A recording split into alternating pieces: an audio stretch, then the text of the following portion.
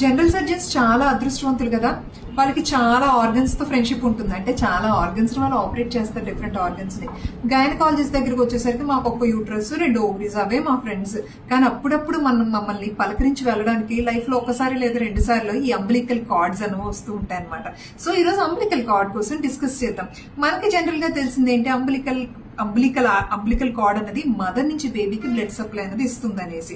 So మీరు ఇక్కడ చూసినట్లయితే మరి బ్లడ్ సప్లై ఇచ్చినప్పుడు దీని లోపల బ్లడ్ వెజల్స్ ఉండాలి కదా.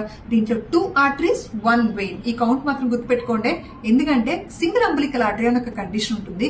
ఒకవేళ అది ఉన్నట్టయితే జెనెటిక్ గా బేబీ ఎలా ఉన్నది అన్నది మనం ఒకసారి ఇవాల్యుయేట్ చేసుకోవాల్సిన అవసరం ఉంటుంది. సెకండ్, ఇదే అంబలికల్ కార్డ్ అన్నది బేబీ మెడ చుట్టూ వేసుకుంటే పేగు మేలేసుకుని పుట్టింది బేబీ అని అంటాం కదా. సో ఈ అంబలికల్ కార్డే అది.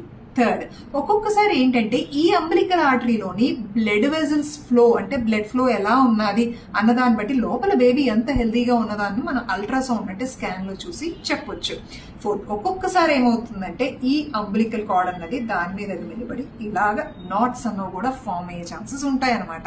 5 అండ్ వెరీ ఇంపార్టెంట్, ఇప్పుడు అంబలికల్ ఆర్టరీ ఏదైతే ఉందో ఇందులో ఫ్లో అయ్యే బ్లడ్ ని ప్రిజర్వ్ చేసి ఫ్యూచర్ ప్రిజర్వేషన్ కి కార్డ్ బ్లడ్ శాంప్లింగ్ కూడా చేస్తున్నారు స్టెమ్ సెల్స్ కోసం. సో అంబలికల్ కార్డ్ కి ఇంత ప్రాముఖ్యత ఉన్నదన్నమాట. దీనికి ఇంత హిస్టరీ ఉంది, ఇంకా చాలా హిస్టరీ ఉంది. ఒకవేళ మళ్ళీ మీరు ఇంకా హిస్టరీ తెలుసుకోవాలనుకుంటున్నారంటే కింద కమెంట్ చేయండి. Hope this helps. Thank you.